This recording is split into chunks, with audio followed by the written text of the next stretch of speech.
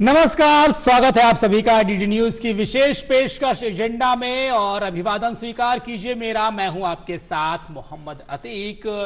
दोस्तों, हर बार की तरह हमारी कोशिश रहती है कि हम नए नए टॉपिक्स के साथ में, नए नए मुद्दों के साथ में जो आपसे जुड़े हुए सरोकार हैं उनके साथ आपके सामने हाजिर होते हैं ताकि आपकी जानकारी, सूचनाओं में इजाफा कर सकें। इसी कड़ी में आज हमारा जो विषय है, आज हम जिस पर बात करने वाले हैं, आज हम चर्चा करेंगे युवाओं पर।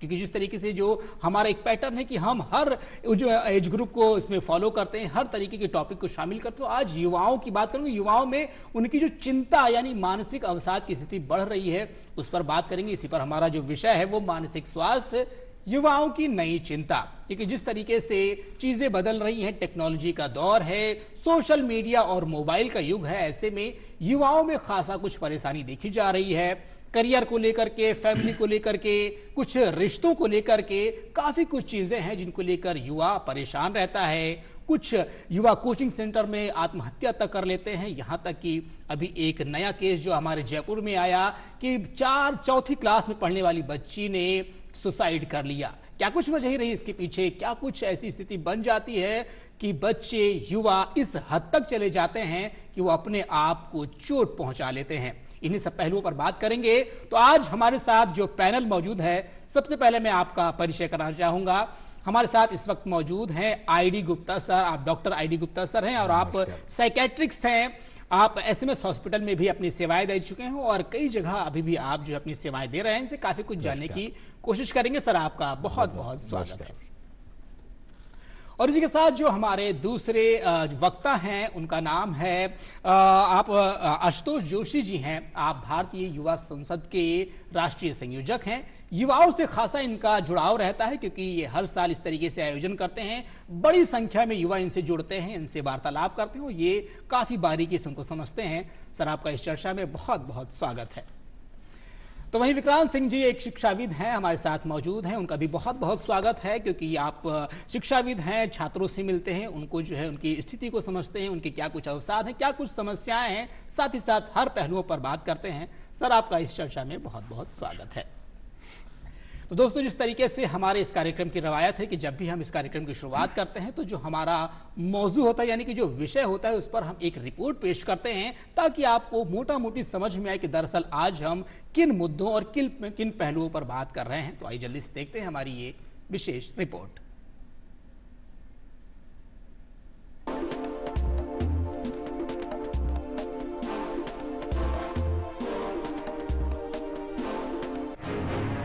आज के भारत में जब हम युवा शब्द बोलते हैं तो हमारे दिमाग में 15 से 29 साल की वो पीढ़ी आती है जो देश की आबादी का लगभग 27.5% है।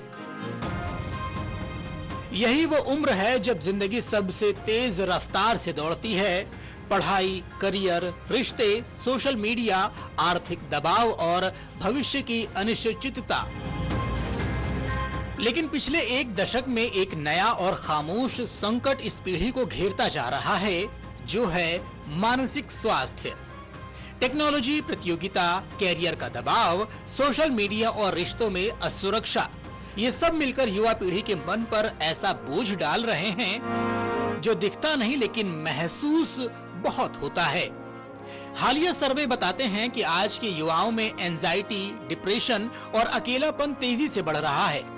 कई युवा अपनी परेशानी बताने में झिझकते हैं क्योंकि समाज में अब भी मानसिक स्वास्थ्य को कमजोरी समझा जाता है। सोशल मीडिया पर बने रहने का दबाव, अपनी तस्वीर, अपनी लाइफस्टाइल और अपनी सफलताओं को लगातार साबित करने की होड़ युवाओं को एक ऐसी तुलना के खेल में धकेल देती है जहां दूसरे सबके बेहतर दिखते हैं और खुद हम अपूर्ण। यही कारण है कि बहुत से युवा बाहर से मुस्कुराते हैं लेकिन अंदर से टूट रहे होते हैं। अच्छी बात यह है कि समस्या जितनी गंभीर है, समाधान उतने ही संभव हैं। विशेषज्ञों के अनुसार समय पर मदद लेना, अपनी भावनाओं को साझा करना और मानसिक स्वास्थ्य को शारीरिक स्वास्थ्य जितनी प्राथमिकता देना उम्मीद की नई शुरुआत बन सकता है। मानसिक स्वास्थ्य चिंता नहीं, एक मेडिकल कंडीशन है। इसे स्वीकारना और सपोर्ट सिस्टम बनाना बेहद जरूरी है। परिवार, शिक्षक, मित्र और समाज, यदि हम सब मिलकर खुलकर बात करें तो शायद कई जिंदगियां बदल सकती हैं, क्योंकि हर युवा ये सुनना चाहता है कि तुम अकेले नहीं हो। भविष्य मजबूत तभी होगा जब युवा मजबूत होंगे, और युवा मजबूत तभी होंगे जब उनका मानसिक स्वास्थ्य ठीक होगा। तो बिल्कुल जिस तरीके से रिपोर्ट में आपने देखा किस तरीके से जो यूथ हैं, कैसे सोशल मीडिया हो या पारिवारिक परेशानी हो या फिर रिश्तों की कोई दिक्कत हो या फिर करियर या फिर सफलता को लेकर के जो समस्याएं उनको लेकर कितना ज्यादा पीड़ित है, मानसिक समस्याओं से ग्रसित है। रिपोर्ट बताती है कि पूरी दुनिया में तकरीबन 1 बिलियन लोग इस पीड़ा से ग्रसित हैं, और भारत में बात की जाए तो यहाँ पर अगर मनोचिकित्सकों की बात की जाए तो 1 लाख पीड़ितों पर बमुश्किल 1 डॉक्टर हैं जो इस तरीके से समस्याओं को दूर करते हैं। तो काफी कुछ समस्याएं हैं, काफी कुछ उसके समाधान भी हैं। तो इन सब पहलुओं पर बातचीत का सिलसिला शुरू करते हैं, और सबसे पहले मैं आईडी गुप्ता सर के पास आना चाहूंगा। सर, क्या लगता है कि जिस तरीके से हम अवसाद की बात करते हैं, मानसिक अस्वस्थता की बात करते हैं, क्या कुछ इसमें आते हैं कि किस किस तरीके की जो मानसिक अवसाद होते हैं, कौन कौन से होते हैं सर? ये देखिए, जहां तक एक शब्द है तनाव, एक शब्द है जो अपना मूल कारण होता है, चाहे अवसाद का हो जी, चाहे उन्माद का हो। और जो जो समाज के अंदर जो विकृतियां आ रही हैं, पुराने जमाने के हिसाब से देखें तो जहां संयुक्त परिवार होते थे जी, संयुक्त परिवार के साथ कुछ संस्कार होते थे, और 2 ऐसे संस्थान थे, चाहे परिवार हो और स्कूल हो, जहां आपको रोल मॉडल के रूप में पेरेंट्स और टीचर मिलते थे जी। तो संस्कार के साथ साथ आपके व्यक्तित्व का निर्माण भी होता था जी। आपको आत्मविश्वास की कड़ी सिखाई जाती थी कि छोटे मोटे तनाव को कैसे झेलना है, कैसे डील करना है। और संयुक्त परिवारों में छोटे मोटे तनाव आपस में संवाद के माध्यम से, सहयोग के माध्यम से सीखने को मिलते थे। उसकी चीज की आज बहुत बड़ी कमी है जो अब हमें देखने को मिल रही है। सर, ये जो कमी का जिक्र किया आपने, हम कमी के साथ समाधान की बात करते हैं, ये कमी को कैसे दूर किया जाए, इस पर भी थोड़ी सी बात करें। देखिए, मेन चीज तो वही है कि आज ज्यादातर डिजिटल जमाना आ गया है, संवाद के साथ साथ सोशल मीडिया इतना हावी हो गया है कि हम लोग घर में बैठ के भी आपस में चर्चा नहीं कर पाते हैं, एक साथ बैठ के भोजन नहीं कर पाते हैं, एक साथ बैठ के समस्याओं का निराकरण नहीं कर पाते हैं। स्कूल में टीचर्स भी अपने अपने विषय के अलावा उसके पारिवारिक, उसके व्यक्तित्व के निर्माण को लेके, खेल कूद के लेके, दूसरे सांस्कृतिक चीजों को लेके चर्चा नहीं कर पाते हैं जी। इनमें सब में जुड़ाव बढ़ना चाहिए, और इसमें अपने मीडिया का, युवा लोगों का, युवा संसद जो चलाते हैं उन लोगों का जी ऐसा जागरूक करने का मौका है जिससे कि युवाओं को इस चीज को सहन करने की शक्ति प्रदान करें और चिंताओं से कैसे निवारण किया जाए इसको प्रदान करें। इससे अपने को लाभ मिलेगा। आशुतोष जी, क्या वाकई में जिस तरह डॉक्टर साहब ने अभी बताया कि जो सोशल मीडिया का दौर है, क्या वाकई में ये जो यूथ हैं उनको इस तरीके से पीड़ित बना रहा है मानसिक तौर पर?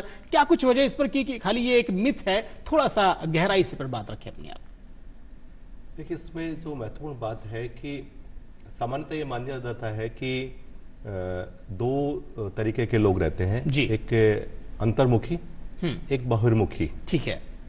तो लेकिन दोनों में भी ये होना चाहिए कि समाज, परिवार या विद्यालय, शिक्षण संस्थान ये ध्यान दे कि उस परिस्थिति में भी वही जो विद्यार्थी है, बालक है, युवा है, वो एकाकी नहीं रहे। वर्तमान दौर में जो हो रहा है, सबसे महत्वपूर्ण बात यह है कि एक एकाकी जीवन हो रहा है जी। एकाकी जीवन में वो जो कुछ भी उसके मन में तनाव आ रहा है, पीड़ा आ रही है, वो उसके अंतर्मन में ही गुत्थी जाती है, अंतर्मन में ही वो रहती है, और वो अपने विचार, अपना भाव जो है वो किसी के पास में बता नहीं पाता। ठीक है। क्योंकि परिवार है, परिवार से उसकी थोड़ी दूरी है। विद्यालय है तो विद्यालय में भी पहले जैसा समय नहीं रहा कि आपको कुछ विद्यालय के पहले खेलने का मौका मिलता था, बाद में खेलने का मौका मिलता था। तो खाली वो खेलने का नहीं होता था, उसमें आपको जुड़ने का मौका मिलता था, जिसपे अपने भाव, अपने विचार वो कर देते थे। वहां नहीं मिल पा रहा है। और दूसरा, जब एक परिवार में ऐसा माहौल है तो दूसरे परिवार में वही माहौल है, तो आपको एक अच्छा मित्र, आपका सखा, बंधु नहीं मिल पाता। तो अपना भाव, अपना विचार आप किसी के साथ में बता नहीं पाते, और बताने के कारण से वो मन ही मन में वो जो है वो अवसाद, कुंठा, ये सब चीजों के रूप में ले पाता है। अभी आपने एक शब्द का इस्तेमाल किया, एकाकीपन की बात करी, तो एकाकीपन कई बार देखा जाता है, और अंतर्मुखी और बहिर्मुखी की बात की, तो क्या लगता है कि ये जो एकाकीपन है उससे कैसे उभरा जाए, कैसे निकला जाए? क्या इसके सहारे जीवन यापन किया जा सकता है इस तरीके से? उसमें एक प्रयास तो परिवार का होना चाहिए जी, कि परिवार जो है अपने रोजी रोटी के साथ साथ अपने करियर के साथ फिर अपनी भावी पीढ़ी को थोड़ा समय दे, ताकि इस ढंग की परेशानियां बने ही नहीं। जी, हम लोग सामान्यतः हमारे यहाँ परिपाटी बन गई है कि पहले हम लोग समस्या को बनने देते हैं जी। और फिर समाधान का प्रयास करते हैं, जबकि होना ही चाहिए कि हम समस्या को बनने ही नहीं दें। तो परिवार अगर इस पे ध्यान देगा, पारिवारिक कार्यक्रम, पारिवारिक त्योहार, उस सब में उस युवाओं को, उस बच्चे को इन्वॉल्व किया जाए। और दूसरा, विद्यालय और संस्थानों का ये दायित्व है कि हम कोई चीज उस पर थोपे नहीं, इसके बजाय हम लोग काउंसलिंग का पाठ करें, जिससे कि हमारे पास हमारे साथी है वो अच्छे से बता पाएंगे इस पर कि किस प्रकार काउंसलिंग बहुत इंपॉर्टेंट है। और काउंसलिंग के जरिए उसका जो रुझान है, उसका जो व्यक्तित्व है, उसकी जो रुचि है, उसके अनुसार उसको ढाला जाए, उसको आगे बढ़ाया जाए, तो वो ज्यादा बेहतर कर पाएगा और मानसिक तनाव, मानसिक अवसाद उसमें नहीं आएगा। विक्रांत जी, जिस तरीके से आप शिक्षक हैं, युवाओं से, छात्रों से ज्यादा संवाद आपका होता है, आप रूबरू होते हैं, ऐसे में आपको क्या लगता है जब कोई छात्र आपके पास आता है तो क्या इतनी जो स्पेस आपके एक शिक्षक और छात्र के बीच में रहता है कि वो अपनी समस्याएं आपसे शेयर कर सके, बता सके, और फिर आप कैसे इसका जो समाधान निकाल करके देते हैं, कैसे उसकी काउंसलिंग करते हैं? देखिए अतिक जी, समस्या बड़ी जटिल है जी।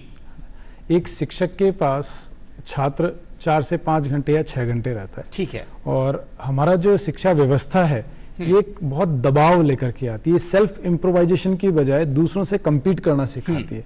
तो उस कंपटीशन की फीलिंग के अंदर शिक्षक के पास एक सीमित स्कोप रहता है, लेकिन फिर भी अगर कोई अच्छा शिक्षक है तो उसको उस छात्र के व्यक्तिगत जीवन के बारे में सब कुछ पता निश्चित रूप से होगा, और वो उसके भावनात्मक और भी जो दूसरे पक्ष है उनको बेटर करने में अपना कंट्रीब्यूशन देता ही देता है। मुझे क्या लगता है कि हम एक सामाजिक प्राणी और समाज का हिस्सा बनने की जो प्रक्रिया है समाजीकरण बोलते हैं, उसमें एक बहुत बड़ा जो रोल होता है वो परिवार का होता है। ठीक है। आज जो परिवार है उस व्यवस्था के अंदर जो माता पिता जो है अपने कर्तव्यों को थोड़ा भूले जा रहे हैं, और बच्चे जो है अप्रिसिएशन सीकर और अटेंशन सीकर बनते जा रहे हैं। पैसों की नुमाइश करना या बच्चों को अपने स्टेटस सिंबल का एक सिंबल बना देना, और उनके जरिए उनको बार बार अप्रिशिएट करना कि ये सर्टिफिकेट मिला, ये अचीवमेंट है, ये अचीवमेंट है। धीरे धीरे वो अप्रिशिएट इस तरह से आने लगता है कि वो बच्चा इस चीज को एक्सेप्ट ही नहीं करता कि मैं कहीं रिजेक्ट भी हो सकता हूं क्या, या कहीं निंदा भी हो सकती है, कि क्रिटिसिज्म भी हो सकता है। जब वो परिवार से बाहर निकल के दुनिया में जाता है, जब थोड़ा बड़ा होता है, एडोलसेंस की एज में आता है, तब उसको लगता है दुनिया तो मेरे हिसाब से नहीं चल रही, यहाँ तो मेरे परिवार में जो मुझे प्रोटेक्टेड एनवायरनमेंट मिला था उससे दूसरी दुनिया है, इतर की दुनिया है। तो वहां पर उस आलोचनाओं को, उस दबाव को, उस नकारात्मकताओं को वो सहन नहीं कर पाता, और बिल्कुल ऐसे कदम उठाने पड़ जाते हैं। जिस तरीके से विक्रांत जी, एक जो हमारे भारतीय परिप्रेक्ष्य में अगर हम बात करते हैं शिक्षा व्यवस्था की, जो शिक्षक होता है, गुरु होता है, कई बार जो छात्र होते हैं, कुछ छात्र तो जो अच्छे संवाद बना करके रखते हैं, अच्छे रिश्ते होते हैं, लेकिन ज्यादातर में ऐसी चीजें होती है कि वो अपने शिक्षक से अपनी बात कहने में थोड़ा झिझकते हैं, उनको इतना बड़ा बना देते हैं कि वो अपनी बात ही नहीं कह पाते हैं। तो क्या आपको ऐसा नहीं लगता है कि वर्तमान दौर में एक शिक्षक और एक छात्र के बीच में एक सरल पुल होना चाहिए कि वो आसानी से अपनी बातें कह सकें, और कोई ऐसा बहुत ज्यादा एटमॉस्फेयर ना क्रिएट हो कि मतलब शिक्षक बहुत बड़ी चीज हो गया, जो छात्र बहुत छोटा, एक बराबर के प्लेटफॉर्म पर करके ऐसा संवाद क्रिएट नहीं हो सकता है? नहीं अतिक जी, होता भी है, और प्रत्येक शिक्षण संस्थान में शिक्षक और छात्र के बीच स्वस्थ संवाद भी होता है, और शिक्षक इस चीज को मोटिवेट भी करता है कि वो अपनी जो व्यक्तिगत और जो दूसरी समस्याएं वो भी उनसे साझा करे। लेकिन अब धीरे धीरे हो क्या रहा है कि शिक्षक की प्रतिष्ठा भी समाज में धूमिल होती जा रही है। ठीक है। तो वो एक जो विश्वास का संकट जो है समाज के अंदर, वो भी एक बड़ा खतरा बन गया है। अब छात्र और शिक्षक के बीच में एक दूरी है, और जो छात्र है वो शिक्षक को एक गुरु की भूमिका के बजाय एक फैसिलिटेटर या फैकल्टी की भूमिका में बांटना चाहिए। इस पर वो फैसिलिटेटर या एक फैकल्टी की तरह देखते हैं। तो आज वहां पे एक फॉर्मलाइजेशन हो गया है। पहले एक इनफॉर्मल रिलेशंस होता था, जहां एक गुरु बच्चे के सर्वांगीण विकास के लिए सब कुछ योगदान देने के लिए तैयार होता था, और उसको रिसीव करने के लिए छात्रों की भी वो मनोवृत्ति होती थी। लेकिन आज समाज व्यवस्था कुछ ऐसी बदलने लगी है कि छात्र और शिक्षक के बीच में केवल और केवल एक मेटेरियलिस्टिक आदान प्रदान की वो सेवा प्रदाता है, और वो केवल अपना सिलेबस या अपना कंटेंट को हैंडओवर करने जितनी उसकी ड्यूटी है। तो समाज को अपने परिप्रेक्ष्य को बदलना पड़ेगा, और शिक्षक को जो सम्मान पहले मिलता था उसको वापस से समाज को प्रतिष्ठित करना पड़ेगा। छात्र और शिक्षक के बीच की जो एक खाई बनती जा रही है, इसको कैसे पाटा जाए, क्या कुछ इसके लिए उपाय होने चाहिए? देखिए, इसके लिए शिक्षक को थोड़ा सा समय और मिलना चाहिए, है ना, और जो छात्र है उनके अंदर वो सम्मान का भाव पुनः आना चाहिए शिक्षकों के प्रति। दूसरी चीज, जो शिक्षक है उसको एम्पावर करने के लिए हमें सोचना पड़ेगा कि आज जो मेजोरिटी ऑफ एजुकेशन जो है निजी शिक्षण संस्थाओं के हाथ में है, लेकिन वहां वेतन विसंगतियां ऐसी है या उनके जो रिसोर्सेज अवेलेबल होने चाहिए वो उतने हैं नहीं, तो मिनिमम रिसोर्सेज के साथ टीचर या फैकल्टी अपना बेस्ट देने की कोशिश कर रहा है, तो वो भी तनाव में, और आपको गौर करना पड़ेगा कि वो तनाव वहां से बच्चों में भी ट्रांसफर हो रहा है। ठीक है, तो डॉक्टर साहब हम आपके पास आना चाहेंगे कि जिस तरीके से ये जो कई बार मानसिक अवसाद की स्थिति जो होती है या मानसिक समस्या, दरअसल इसको लोग समस्या मानते ही नहीं है। अगर देखा जाए, लोग डॉक्टर के पास जाना उचित समझते नहीं है, और कुछ आंकड़े भी यही कहते हैं कि हमारे यहाँ पर जिस तरीके से 1 लाख मरीजों में कम से कम एक ही डॉक्टर उपलब्ध हैं जो मनोचिकित्सक हैं जो उसका इलाज कर सकते हैं। तो ऐसे में क्या लगता है आपको कि इसको मानसिक अवसाद को बीमारी मानना या समस्या मानना कहीं ना कहीं एक टैबू बन गया है, या इससे लोग बचते नजर आ रहे हैं? क्या कुछ होना चाहिए इसके लिए? देखिए, आपने सही कहा, समाज में थोड़ा सा तो आपको सोशल स्टिग्मा है। ठीक है, और बेसिकली हमारे समाज की संस्कृति की, जैसे हमारे दोनों वक्ताओं ने भी अपनी बात अच्छे ढंग से रखी जी, उसमें क्लियर है कि भाई जब तक तनाव को आप अपने प्रबंधन के लिए चर्चा में नहीं लाएंगे और साथ साथ उसका सहयोग नहीं करेंगे, तब तक उसका सुधार नहीं हो सकता। ठीक है। और जहां तक अभी टीचर्स और उसकी बात आ रही थी कि उसमें अपने आजकल नए वाले जो शिक्षा संस्थान है, इसमें मेंटर मेंटी एक प्रोग्राम चलता है जिसमें हर टीचर को, सीनियर स्टूडेंट्स को उनके प्रोग्राम के साथ साथ उनके व्यक्तित्व निर्माण के लिए, व्यक्तिगत समस्याओं के लिए, तनाव को मैनेज करने के लिए मेंटर के हिसाब से उनको गाइड किया जाता है, जिसके माध्यम से तनाव कम कर सकते हैं।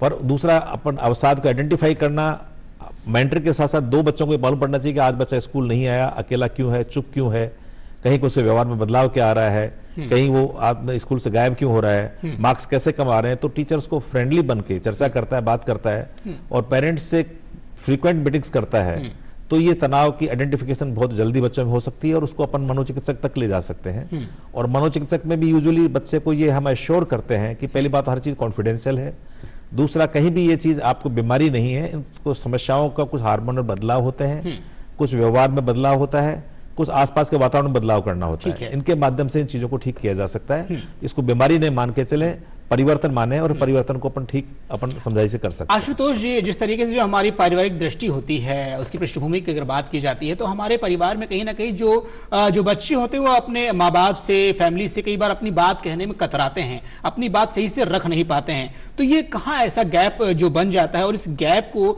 अगर इस तरीके से रखा कि एक फ्रेंडली माहौल बनाया जाए परिवार में, ताकि वो अपनी मानसिक अवसाद की स्थिति हो, कोई भी समस्या अपने फैमिली से, मदर फादर या फिर अपने भाई बहन से अपना शेयर कर सकें, ऐसा माहौल कैसे क्रिएट किया जाना चाहिए?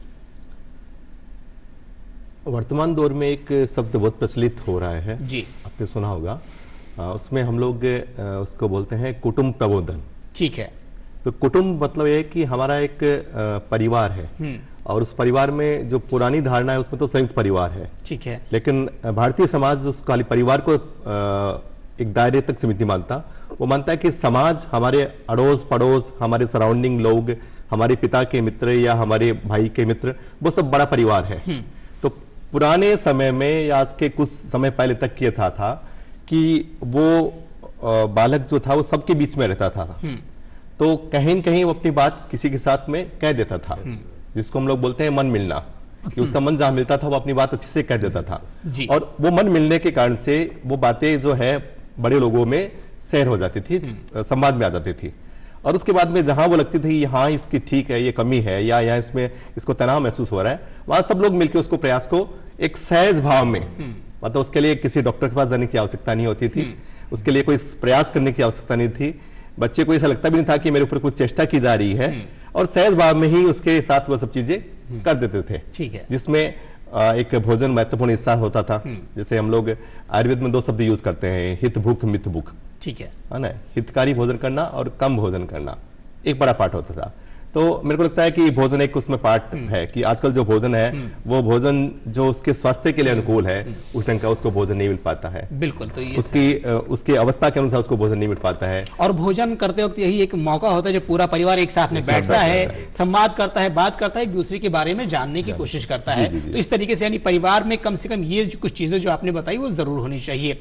विक्रांत जी, जिस तरीके से अगर हम देखें तो कई बार अगर हम ग्रामीण अंचल की बात करते हैं, शहर अंचल की बात करते करते हैं तो यहाँ पर जो यूथ है इनमें थोड़ा सा डिस्क्रिमिनेशन ये देखने को मिलता है।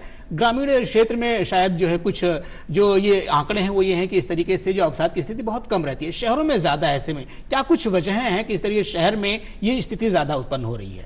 देखिए, आई थिंक कि 2023 में भारत में लगभग 13,800 के आसपास एक आंकड़ा है कि इतने सुसाइड हुए हैं। ठीक है। और उसमें से लगभग 80% के आसपास शहरी क्षेत्र में हुए हैं, 20% के आसपास ग्रामीण क्षेत्र। आपने सही कहा कि डिफरेंस तो है। उस डिफरेंस का एक बहुत बड़ा कारण ये है कि जैसा भी आशुतोष जी ने बताया कि गांव के अंदर एक एक्सटेंडेड फैमिली होती है ना, उन लोगों के साथ रहना होता है, कई लोगों के साथ विचारों का आदान प्रदान होता है, तो विरोधी विचारों को, विपरीत विचारों को या अपने से इतर विचारों को स्वीकार करने की एक मनोवृत्ति पैदा हो जाती है। शहर में क्या हो रहा है, छोटे परिवार हैं, 2 बच्चे हैं, 2 माँ बाप हैं और कोई साथ में रहता नहीं है, या उनका भी सामाजिक संवाद कम होता है। उस संवादहीनता की स्थिति में उनको लगता है कि जो मैं सोच रहा हूं और जो मेरा विचार है यही सही विचार है, और दूसरे विचारों को स्वीकार करने की जो एक मनोवृत्ति है उसका अभाव हो जाता है। ठीक है। तो उस कारण से क्या होता है, एक फॉल्स ईगो जनरेट होता है, और वो फॉल्स ईगो इस तरह से बढ़ता है कि एक लिमिट से बाहर जब जाते हैं तो वहां पर अगर किसी ने कोई छोटी सी बात भी कह दी तो उसका बड़ा गहरा एहसास होता है, और वो थोड़ा सा नेगेटिव हो जाता है, और कठोर कदम वो उठा लेते हैं। डॉक्टर साहब इसमें जी आप अपनी बात कंप्लीट इसमें एक बहुत बड़ा रोल सोशल मीडिया और गैजेट्स का भी है। गैजेट्स उनके जीवन में एकाकीपन को और बढ़ाया जा रहा है, और वो अपना जो रेफरेंस मटेरियल है वो एक इमेजिनरी यूटोपियन लाइफ का ले रहे हैं वहां से, कि हमारी जो जीवन होना चाहिए, आदर्श होना चाहिए, जबकि वास्तविक जीवन उस तरह का होता नहीं है। जी जी बिल्कुल। डॉक्टर साहब, चूंकि आप साइकेट्रिक्स हैं, हम जयपुर में बैठे हैं और जयपुर के एक केस का जिक्र जरूर करना चाहेंगे, क्योंकि जिस तरीके अभी हाल फिलहाल में ही वो घटना घटित हुई, एक स्कूल में एक 4th क्लास की बच्ची जो कि महज 9 साल की थी, उसने छत से कूद करके जो है सुसाइड कर लिया। क्या लगता है कि वो परिस्थिति कैसे उत्पन्न हो जाती होगी कि वो छोटी सी बच्ची, कितना कुछ वो मेंटल स्टेटस उसका होता होगा कि उसने इस हद तक सोच लिया कि मुझे अपनी जान दे देने से इस समस्या से निवारण मिलेगा? क्या कुछ परिस्थिति बनती है सर उसके बारे में?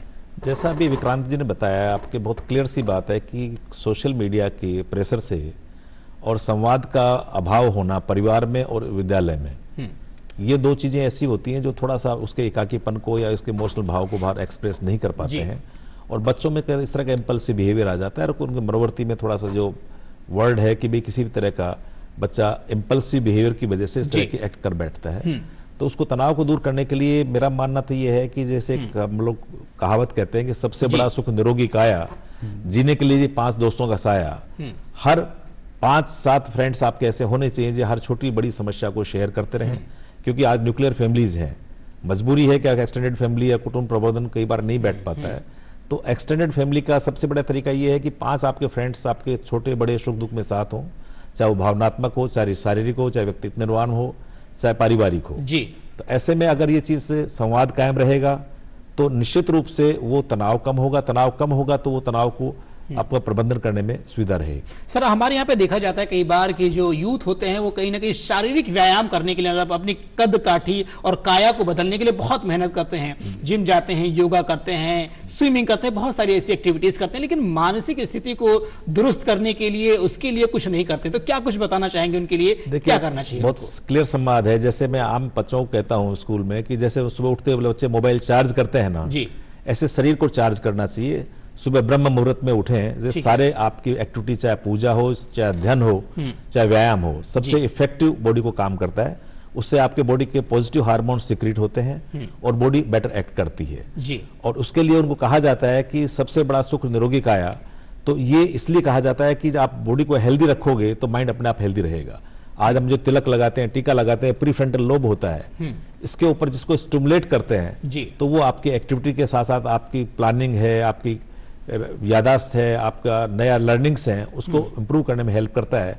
इसलिए उनको कहा जाता है कि व्यायाम में पहले फिजिकल एक्सरसाइज, फॉलो बाय प्राणायाम, उसके बाद में मेडिटेशन जी। ये एक विधि 3:1 के रेशो में आप करते रहें, सुबह और शाम दोनों टाइम करें, खाली पेट करें, तो ये उपयुक्त रूप से आपको शारीरिक और मानसिक बदलाव में हेल्प करेगा। आशुतोष जी, एक चीज जो है जो आजकल बहुत देखी जा रही है, रिश्तों में जो असुरक्षा का भाव जो पैदा होता है, उसकी वजह से भी कई बार देखा जाता है जो यूथ होते हैं वो सुसाइड कर लेते हैं या बहुत परेशान रहते हैं, लंबा तनाव झेलते हैं। ऐसे में तो क्या लगता है कि इन जो ये वजह हैं, कैसे ये स्थिति पैदा होती है और इससे उबरने के लिए क्या करना चाहिए?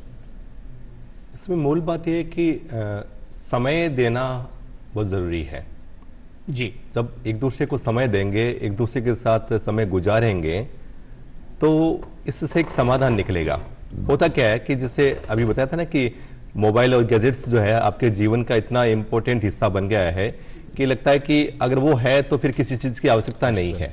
जी। तो जब आवश्यकता आपने महसूस कर लिए कि आवश्यकता नहीं है, तो फिर दूसरा व्यक्ति आपके साथ में है या नहीं है उससे कोई फर्क नहीं पड़ता। ठीक है।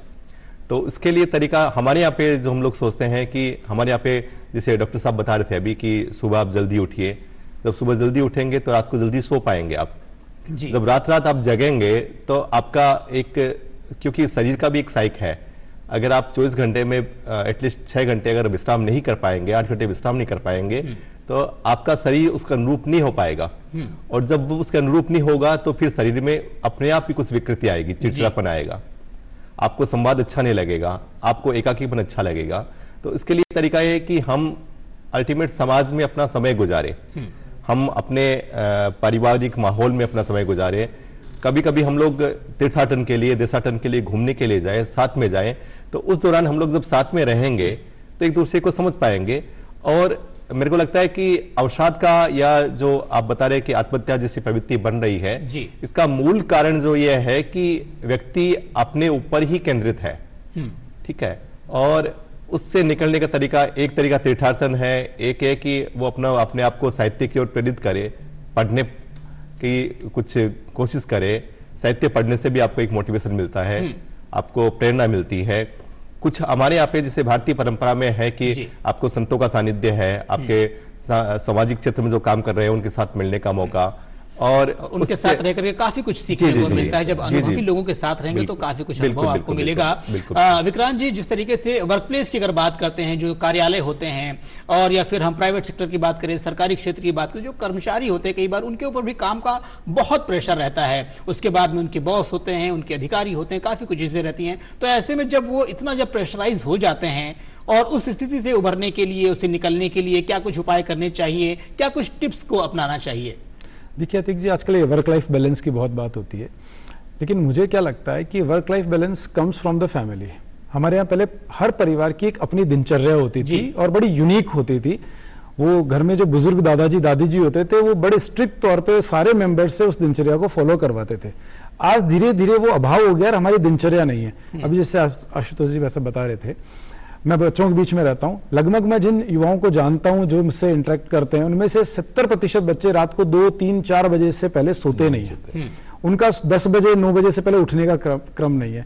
मैं ऐसे बच्चों को भी जानता हूं जिनको 1-1, 2-2 बजे तक उठते हैं। उनके पेरेंट्स बड़े प्राउडली और गर्व के साथ ये बताते हैं क्या करें जिससे वो नहीं उठता है। तो ये एक बड़ी समस्या है कि पारिवारिक जो दिनचर्या है वो व्यवस्थित हो। जब वो व्यवस्थित होगी तो क्या होगा, आत्म अनुशासन आएगा, और जो स्व अनुशासन आएगा तो फिर कोई भी काम हो, जटिल से जटिल काम भी हो, तो उसमें एक वर्क लाइफ बैलेंस वहां पे क्रिएट हो जाता है। लेकिन अगर खुद में अनुशासन नहीं है तो फिर सब कुछ, हम मानसिक रूप से भी अस्वस्थ रहेंगे, शारीरिक रूप से भी अस्वस्थ रहेंगे, और व्यावसायिक रूप से भी जो हम अपना बेस्ट देना चाह रहे हैं वो नहीं दे पाएंगे। तो धीरे धीरे क्या होगा, तनाव आएगा। तो सब खुद को अनुशासन रखने के लिए सबसे अच्छा है कि केवल खुद की ना सोचे, पूरे परिवार के अंदर एक जो दिनचर्या है उसका कुछ ना कुछ मेथड बनाया जाए, डेवलप किया। हर परिवार का अपना एक जरिया हो सकता है, अपना एक तरीका हो सकता है, लेकिन वो डेवलप किया जाए। ठीक है। आशुतोष जी, अगर हम कुछ साल या कुछ दशकों पहले की अगर बात करें, तो जब शिक्षक होता था तो जो छात्र छोटे छोटे बच्चे होते थे उनको पढ़ाई करता था, तो कई बार जो है उनकी जो पिटाई भी करता था, उनको छड़ी से मारता भी था ताकि उनको बेहतर बनाया जा सके। अब ये प्रवृत्ति लगभग जो है खत्म होती चली जा रही है। कहीं ना कहीं उससे जो बच्चे थोड़ा सा मजबूत होते थे, उनका पर्सनैलिटी डेवलपमेंट भी होता था। तो क्या लगता है, क्या आज के दौर में वो चीजें मिसिंग हो रही हैं? नहीं, वो तरीका मैं सही नहीं मानता कि पिटाई करने से या ऐसा करने से उसको ठीक होता। ठीक है, एक कोई विशेष परिस्थिति में ऐसा आप किया आपने तो ठीक है, लेकिन उस दौर में भी ये था कि एक तो जिसे बताया ना विक्रांत जी ने कि शिक्षक के ऊपर तनाव है, तो उसका जो तनाव है वो अपने बच्चों पर निकालता है। मूल बात वही है जी। पहले के जमाने में शिक्षक जो था वो स्वतंत्र था, उसकी अपनी एक आइडेंटिटी थी, उसका एक सम्मान था।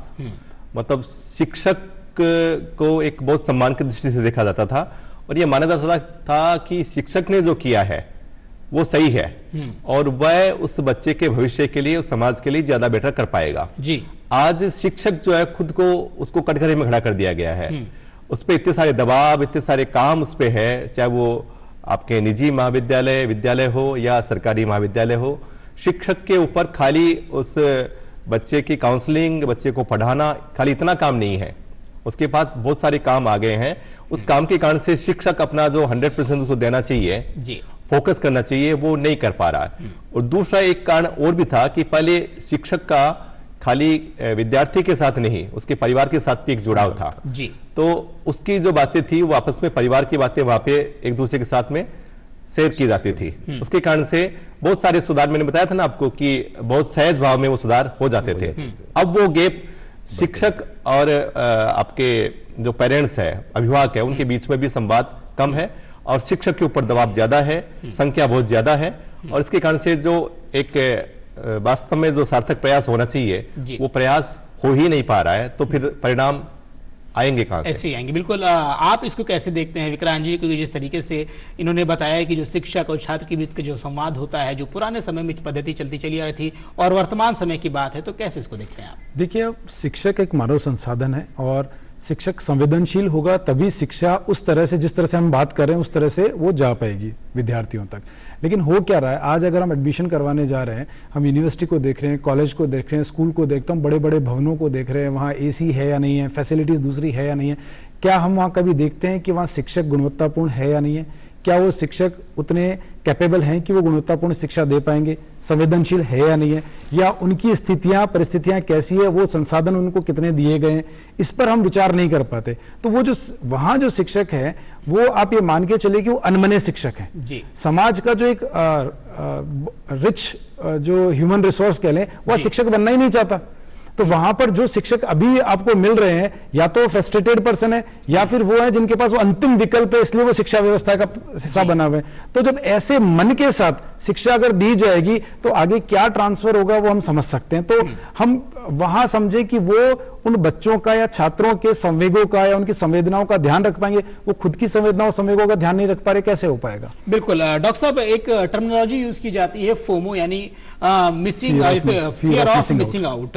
इस तरीके से एक परफेक्शनिज्म की बात होती है। तो कई बार लोग काम करने के लिए जाते हैं तो वो सोचते हैं कि मैं जो काम कर रहा हूं वो 100% करके आऊंगा, लेकिन कई बार चीजें नहीं हो पाती, उसको लेकर के लोग उसको बहुत ज्यादा सोचते हैं, अवसाद की स्थिति में चले जाते हैं कि ये काम कैसे पूरा नहीं होता। तो क्या लगता है कि किसी काम को 100% पूरा कर देना ही सही विकल्प होता है? अगर कहीं भी काम छूट गया है तो उसको हम इतना ज्यादा हावी कर ले अपने ऊपर कि उससे कहीं ना कहीं हमारे ही नुकसान हो?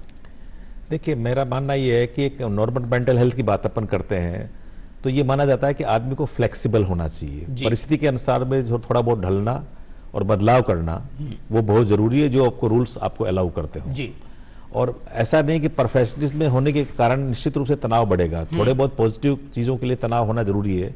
आप एग्जाम के लिए जा रहे हैं, थोड़ी बहुत पढ़ाई करेंगे, थोड़ा तनाव होगा, कोई बस पकड़ रहे हैं, तनाव होगा, लेकिन उन चीजों को नेगेटिव रूप में लेना और उसको एक्सेप्ट करने से आपकी जो फ्लेक्सिबिलिटी है वो गड़बड़ाएगी। तो उसमें अवसाद भी आएगा, ऑब्सेशन भी आएगा, एंजाइटी भी आएगी। और इस तरह की मानसिक बीमारियां का विक्रांत, जैसे भी विक्रांत जी ने और आशुतोष जी ने बताया कि लोगों से शेयरिंग होती नहीं है। और सबसे बड़ी बात आज के जमाने में फॉल्स ईगो और टॉलरेंस, दो शब्द हैं। टॉलरेंस लोगों की कम होती जा रही है, ईगो बढ़ता जा रहा है। तो ये बैलेंस जो है वो विकृति पैदा होती जा रही है। इसकी वजह से वो उस चीज को बढ़ा चढ़ा के पेश करते हैं और तनावग्रस्त रहते हैं और मानसिक बीमारियों से ग्रस्त हो जाते हैं।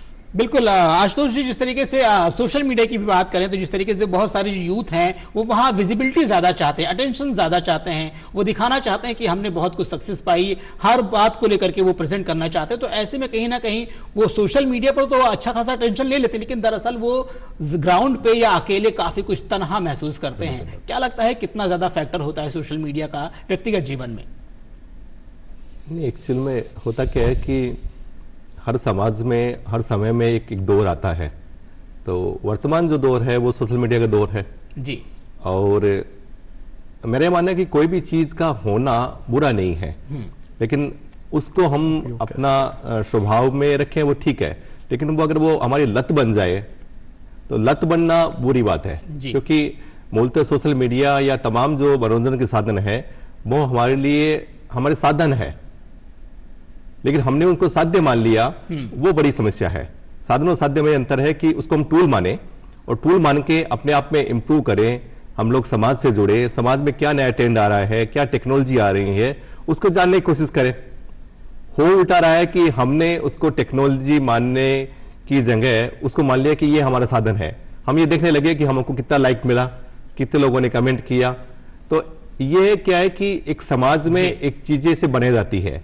अभी बनाने का दौर ऐसे ही है कि टूल किट से बनाए जा रहे हैं सोशल मीडिया के द्वारा या कंपनियों के द्वारा, कि उनको दिखाया जा रहा है कि ये जीवन एक जीवन है जो वास्तविक जीवन है, जबकि वास्तविक जीवन नहीं है। जिसको हम लोग बोलते हैं ना, एक रील और रियल, वो रील है और रियल दूसरा होता है। तो रील और रियल के बीच में जो अंतर है वो युवा नहीं कर पा रहा है। वो नहीं कर पाने के कारण से ये अवसाद और तनाव आ रहा है। ठीक है। तो इस रील और रियल में जो अंतर है वो युवा करेगा, लेकिन युवा को उसके लिए एक बेहतर काउंसलिंग की जरूरत है। जैसे मैंने बताया ना कि उसको एक चैनलाइज करने का तरीका है कि उसको परिवार, उसका समाज इस रूप में सोचे ताकि इस ढंग की स्थितियां आगे पैदा नहीं हो। तो इस ढंग की गतिविधियां समाज में हो, इस ढंग की किताबें जो है उसके सराउंडिंग रहा जाए, उसको ऐसे माहौल में रखा जाए जिसमें वो स्वाभाविक रूप से अपने आप को डेवलप कर सके और अपने आप ही अपने आप को एक कल्चर में डेवलप कर सके, अपने आप को सोशल बना सके, अपने आप को अपना कैरियर के बारे में, अपने भविष्य के बारे में, मेरे को क्या बनना है, वो खुद से सोच पाए। कि खुद से अगर वो सोचेगा तो उसकी मन की बात आएगी। ठीक है। और वो अपने आप बोलते हैं, संस्कृत में एक लाइन है, मन एव मनुष्याणाम कारणम सुख दुःखयो। क्या बात कही। जिस तरीके से विक्रांत जी रील और रियल फैक्टर की बात हो रही है, बहुत ज्यादा चीज चल रही है कि हमने इनसे भी जानने की कोशिश की किस तरीके से जो प्लेटफॉर्म्स होते हैं वहां पर काफी कुछ अटेंशन होता है, लेकिन ग्राउंड पे कुछ नहीं होता है। ऐसे में अकेलापन आ जाता है, कैसे उभरे इससे? देखिए, मैंने बताया ना कि आजकल एप्रिसिएशन सीकर भी बन रहे हैं, अटेंशन सीकर भी बन रहे हैं, और वहां पर अगर उनको अटेंशन नहीं मिलती है तो फोमो आ जाता है उनका, fear of missing out. Right. अब इसमें दोनों चीजें हमें दोनों तरफ से प्रयास करने पड़ेंगे। एक तो हमें सोशल मीडिया की जो भूमिका है इसको राष्ट्रीय स्तर पर एक बार इस पर विमर्श होना चाहिए। जैसा भी ऑस्ट्रेलिया ने 16 साल से कम उम्र के बच्चों के लिए सोशल मीडिया को अब बैन कर दिया है, वो यूज नहीं कर सकते। कुछ यूरोपियन देश भी उसके ऊपर आगे बढ़ रहे हैं। तो हमें भी एक स्ट्रिक्ट पॉलिसी लेके आना चाहिए कि इस उम्र से पहले सोशल मीडिया नहीं दिया जाना सर, अभी अगर वर्तमान की बात की जाए तो क्या लगता है सोशल मीडिया को जो है रेगुलेट करने कोई रेगुलेटरी अथॉरिटी बनी हुई है ताकि जो यूथ हैं, जो बच्चे हैं, उनको किस तरीके से इस पे उनको किया जाए? अभी नहीं है, लेकिन अभी ये होना चाहिए और एक सर्टेन एज से पहले सोशल मीडिया का यूजेस बच्चों को नहीं करवाना चाहिए। दूसरी चीज, मुझे लगता है कि भगवत गीता का जो अध्ययन है वो युवाओं को ज्यादा से ज्यादा करवाना चाहिए, क्योंकि क्या हो रहा है अब हम अप्रोच जो है रिजल्ट ओरिएंटेड हो गई, हम प्रोसेस ओरिएंटेड नहीं है। हमें मार्कशीट में मार्क्स चाहिए, परसेंटेज चाहिए, लेकिन उस प्रोसेस को हम एंजॉय नहीं कर रहे, इसलिए हम अब नॉलेज के पीछे नहीं भाग रहे, हम केवल रिजल्ट के पीछे भाग रहे हैं। तो युवाओं को मुझे लगता है भगवत गीता के इस जो संदेश है इसको पहुंचाने की जरूरत है कि परिणाम महत्वपूर्ण नहीं है, प्रोसेस महत्वपूर्ण है, प्रक्रिया महत्वपूर्ण है। जिस मतलब वही जैसे साध्य महत्वपूर्ण नहीं है, साधन आपका महत्वपूर्ण है। साधन पवित्र होना चाहिए तो साध्य अपने आप ही पवित्र हो जाएगा और महत्वपूर्ण भी हो जाएगा। व्यक्तिगत तौर पर अगर डॉक्टर साहब आपसे जानना चाहूं, कई बार जो है अवसाद की स्थिति होती है, कोई परेशानी ऐसी होती है, ठीक है हम किसी से नहीं कह पा रहे हैं, कोई शाई नेचर का है या कोई अंतर्मुखी है वो नहीं कह पाता है, व्यक्तिगत तौर पर क्या कुछ उपाय करने चाहिए, क्या कुछ टिप्स होने चाहिए ताकि वो उस स्थिति से निकल सके? देखिए, सामाजिक और दूसरे कारणों की चर्चा अभी आशुतोष जी ने, विक्रांत जी ने की। ठीक है। पर मैं जो बताना चाहता हूं कि जो अवसाद होता है उसमें हार्मोनल लेवल बॉडी का कम और ज्यादा होता है। सेरोटोनिन हार्मोन होता है, उसकी मात्रा घटने से हमारे हार्मोन्स के अंदर डिप्रेशन आता है। तो जब आप फिजिकल एक्सरसाइज प्रॉपरली करते हैं तो ऑटोमेटिकली ब्रेन के अंदर उस हार्मोन्स की मात्रा बढ़ जाती है। पहली चीज तो ये। दूसरा, संवाद कायम करते हैं। एक स्पिरिचुअल क्वेश्चन होता है, जैसे आईक्यू होता है, ईक्यू होता है, स्पिरिचुअल क्वेश्चन। सकारात्मक सोचते हैं तो पॉजिटिव हार्मोन्स बॉडी में सीक्रेट होंगे और बॉडी वैसे ही एक्ट करेगी। और इसी के लिए मैं यूथ को हमेशा 5 M के लिए रिकमेंड करता हूं। पहला M, mobile should be restricted, जैसा कि सोशल मीडिया की बात हुई। दूसरा, मोटरसाइकिल व्हीकल बिना बाइक आपके लाइसेंस के नहीं होना चाहिए। तीसरा, money should be audited by the parents, कितना पैसा दिया, कहां खर्च हुआ। चौथा, role model mother, respect to the females and mother is a role model in the life. और पांचवा, हमेशा अपने आप को मैच्योर बनाने के लिए आपके टीचर को रोल मॉडल के साथ साथ उसको रेस्पेक्ट करें। तो ये 5 चीजें अहम हैं जो हमारे को युवाओं को फॉलो करना चाहिए, जिससे आप डिप्रेशन से बाहर आ सकें। बिल्कुल। तो डॉक्टर साहब ने जो 5 M दिए हैं, जिस तरीके से मोबाइल, मोटरसाइकिल, मदर और इस तरीके से जो और 2 अन्य बताए हैं उनको, उसको जरूर फॉलो कीजिए, क्योंकि उसी से अगर आप एक पैटर्न बना करके आप जो है जीवन जीना चाहेंगे, जिंदगी में आगे बढ़ना चाहेंगे तो निश्चित तौर पर सफलता आपको मिलेगी। आशुतोष जी, एक थोड़ा सा व्यक्तिगत सवाल है, आप अगर समझे तो मैं आपसे एक सवाल लेना चाहता हूं। कई बार आप इस एज ग्रुप में पहुंच चुके हैं, कई ऐसी परिस्थितियां भी आई होंगी आपके पास कि आप भी उस परिस्थिति में पहुंचेंगे, थोड़ा सा अवसाद, मानसिक तनाव, बहुत सारी दिक्कतें हुई होंगी, कैसे उभरे होंगे आप? एक तो परिवार जी, क्योंकि मैं संयुक्त परिवार से आता हूं, तो ऐसी जब भी परिस्थिति आई तो मेरे अपने माता पिता, मेरे अपने भाई, मेरे मित्र, और चूंकि मैं शुरू से बहुत मित्रों के बीच में रहा हूं, तो ऐसा तनाव उस रूप में आया ही नहीं कि उस तनाव को मैं बहुत ज़्यादा लंबा खींचूं। बहुत सहज भाव से उस तनाव से हम लोग निकल गए जी। और दूसरा जो है कि अपनी एक वृत्ति शुरू से ऐसा रखी कि अपना जीवन संतुलित रहे, जो दिनचर्या है वो नियमित रहे, भगवत आराधन जो है वो नियमित रूप से रहे। किताबें, चूंकि पिताजी बचपन से किताबें देते थे तो किताबें आसपास खूब रहती थी, तो सद साहित्य पढ़ने को मिला। तो सद साहित्य, परिवार और मित्र और समाज, इनके साथ रहने से तनाव उस रूप में कभी नहीं आया कि उस तनाव के कारण से एक लंबी परेशानी आए। बिल्कुल सहज भाव में तनाव ठीक है। ठीक है विक्रांत जी, मेरा सेम सवाल आपसे भी रहेगा, क्योंकि जिस तरीके से हम जीवन जी रहे होते हैं, जिंदगी में बहुत सारे उतार चढ़ाव आते हैं, ऐसी परिस्थिति में कैसे उभरा जाए और क्या कुछ किया जाए? देखिए, इसमें सबसे अच्छा, जैसा भी आशुतोष जी ने बताया, पुस्तक। पुस्तकों के जरिए, अच्छा, सबकी पसंद अलग अलग हो सकती है ना, तो जो जिसका जैसा व्यक्तित्व होगा उसका वैसे कंपेटेबल थॉट्स को कहीं ना कहीं मिल ही जाएंगे। जैसे मेरे जीवन में भी ऐसे दौर आए थे, तो मुझे स्वामी विवेकानंद का जो दर्शन था उसके अंदर मुझे आशाई किरण नजर आई और उससे मुझे बहुत सहायता भी मिली। और मैं युवाओं को रिकमेंड भी करता हूं कि विवेकानंद का जो लिटरेचर उसे पढ़ना चाहिए, उनके जो थॉट्स हैं उसको अपनी लाइफ में अडॉप्ट करने की कोशिश करनी चाहिए, क्योंकि उनके थॉट्स बड़े अधुनातन है, वो रोज नित्य नए, ऐसा लगता है रोज नए हो रहे हैं, परिष्कृत हुए जा रहे हैं। और जैसा डॉक्टर साहब ने बताया कि फिजिकल वर्कआउट इट्स मस्ट। अगर आप फिजिकल वर्कआउट कर रहे हैं तो आपका जो डिप्रेशन लेवल है वो अपने आप ही धीरे धीरे रिजॉल्व होना शुरू हो जाता है। तो श्रम को हमें महत्व देना ही पड़ेगा, उसका कोई ऑल्टरनेटिव नहीं है। ठीक है डॉक्टर साहब, कई बार जैसे हम जागरूक करने की बात करते हैं युवाओं के लिए, स्कूल की बात करते हैं, तो क्या लगता है स्कूल स्तर पर कोई ऐसी जो कार्यक्रम करने की जरूरत है सरकार के जरिए, या फिर जो बहुत सारे ऐसे ऑर्गेनाइजेशंस होते हैं, क्या कुछ करना चाहिए स्कूल स्तर पर? देखिए, मेरे हिसाब से राष्ट्रीय मानसिक स्वास्थ्य कार्यक्रम के तहत बहुत से स्कूलों में, बहुत से जिला स्तर पर चिकित्सकों को, पैरामेडिकल स्टाफ को, टीचर्स को ट्रेंड किया जाता है कि इस तरह के मानसिक विक्रांत, कोई भी ऐसी परेशानी आए उसको आइडेंटिफाई करें। और नियर बाई हर जगह कुछ काउंसलर सुने जाते हैं। और एक बेसिक प्रिंसिपल ये रहता है कि गिव प्लेजर गेट प्लेजर। ठीक है। जिंदगी में अपने जो भागवत गीता की बात हुई उसमें अपने एक बहुत क्लियर सा कंसेप्ट है कि जो भी कुछ हो रहा है कोई ब्लेसिंग्स की वजह से हो रहा है, जो भी कुछ होने वाला है कुछ बेहतर होगा। तो इस सोच को अगर अपना सकारात्मक रूप से लेंगे तो निश्चित रूप से वो तनाव भी कम होगा। शेयरिंग के माध्यम से, संवाद के माध्यम से परिवार भी जुड़ेगा और आगे आने वाली चीजें, पीढ़ियां उसको बेहतर ढंग से जी पाए। सर, आप तीनों पैनलिस्ट ने जिस तरीके से भी किताबें पढ़ने की बात बताई, लेकिन किताबें पढ़ने का जो चलन है, जो प्रवृत्ति है, वो तो कम होती चली जा रही है। लोग मोबाइल में ज्यादा हैं, और अगर कुछ लोग किताबें पढ़ भी रहे हैं तो ई पेपर आ जा रहे हैं, ई बुक्स पढ़ ले रहे हैं। तो क्या लगता है जो ई बुक्स पढ़ रहे हैं या फिर जो हाथ में किताब लेकर के पढ़ रहे हैं, उसमें क्या कुछ डिफरेंस होता है? उसका भी कुछ फर्क ई पड़ता बुक्स है? में वही सोशल मीडिया हावी होता है। ऑडियो विजुअल जो स्क्रीन टाइम है वो भी बहुत ज्यादा नहीं होना चाहिए। उसके अपने अपने हैजार्ड्स हैं। स्लीप डिस्टर्बेंसेज हैं, नाइट टेरर्स आते हैं, कंधों में दर्द होता है, ट्रेमर्स आते हैं, एंजाइटी होती है, रात को अचानक कि वो मिस कॉल नहीं आ गई हो। तो हमारा मानना है कि पूरे दिन में 1 से 2 घंटे से ज्यादा सोशल मीडिया अगर लोग यूज करते हैं तो जैसा पुरानी आशुतोष जी ने बताया था कि लत वाली आदत पड़ती जा रही है, उसमें एक रिश्ता नहीं आता। हाँ, रिश्ता नहीं आ पाता वाली बात। और पुस्तक में लिखा हुआ जो भाव होता है, जुड़ाव होता है, आप बैठ के पढ़ते हैं और उसको शेयर भी कर सकते हैं, किसी को कोट भी कर सकते हैं। जैसे उन्होंने विवेकानंद जी के विक्रांत जी ने बताया, तो बहुत से ऐसे अपने महापुरुष हैं जिन्होंने अच्छे अच्छे ढंग से लिखा है, बहुत से ऐसे संत हैं जिनकी साधना में जो लिखे हुए ग्रंथ हैं वो हमारे को आशुतोष जी, आपका क्या नजरिया इस बात को लेकर के?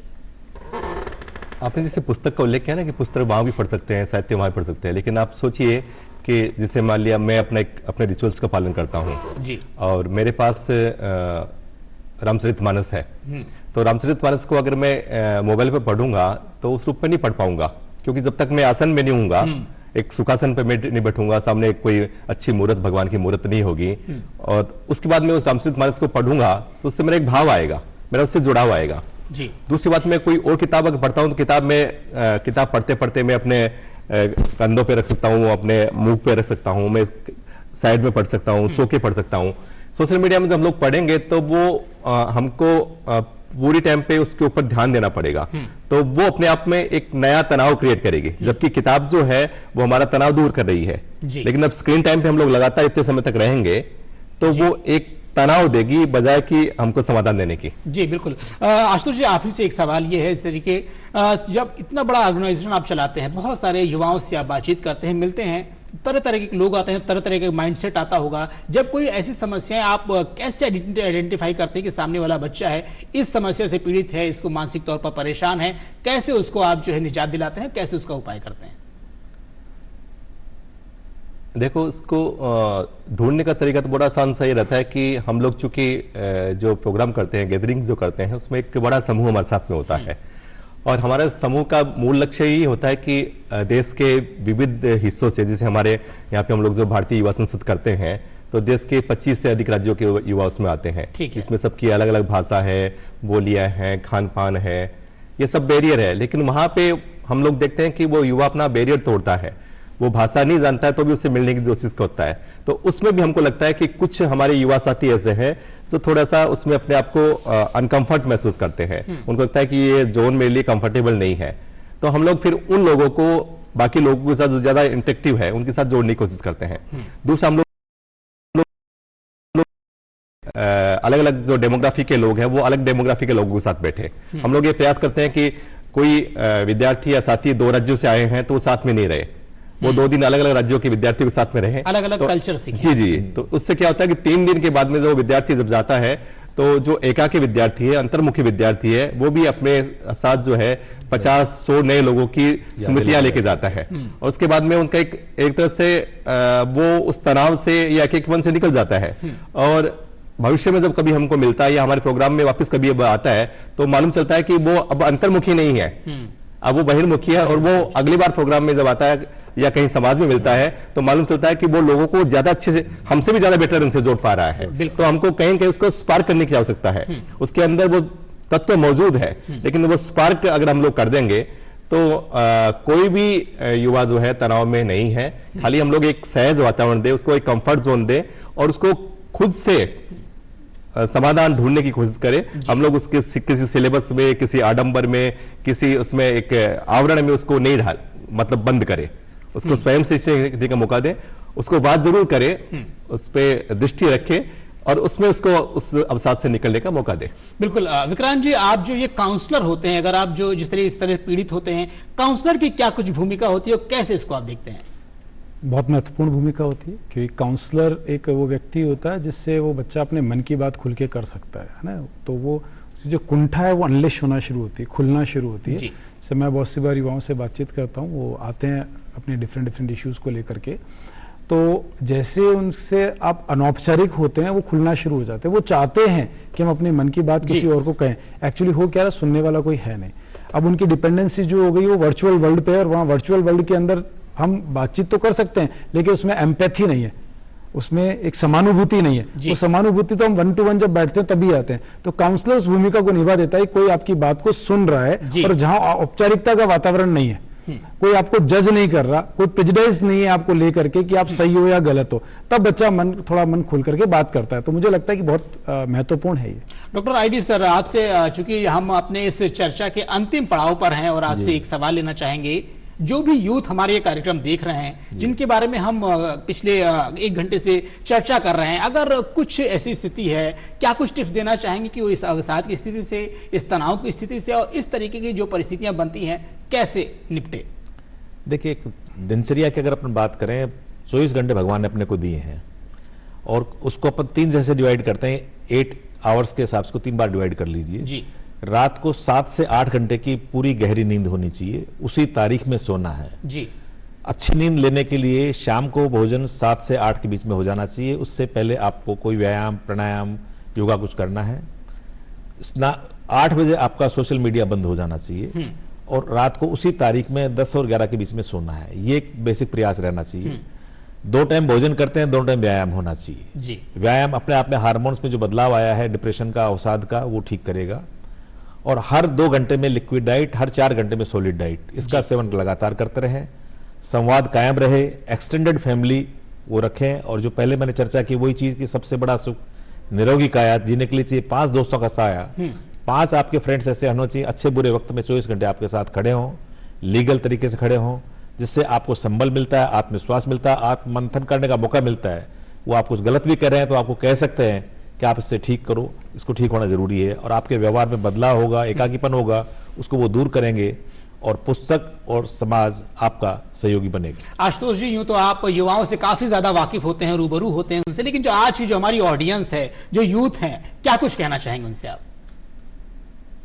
जैसे डॉक्टर साहब ने बताया ना, एक तो हमारी अपनी एक दिनचर्या बननी चाहिए, और दिनचर्या के अलावा भी हमको जो लक्ष्य समाज से मिलते हैं या अपने इंस्टीट्यूट से मिलते हैं, उसकी वजह हम अपना खुद का एक लक्ष्य तय करें, और उस लक्ष्य में खासकर अपना जो खुद की मनोदशा है, खुद का जो विचार है, उसमें हम लोग अपना 100% देंगे, तो हमारे मन में ऐसा कोई भाव नहीं आएगा, और जो अपनी इच्छा है वो करे, लेकिन उसमें हम लोग अपने परिवार को, हमारे समाज को, हमारा जो भी मैटर हम लोग मानते हैं जी। उसके साथ अपने विचार को शेयर करें और आगे बढ़े, निश्चित रूप से आपको सफलता मिलेगी ही। बिल्कुल।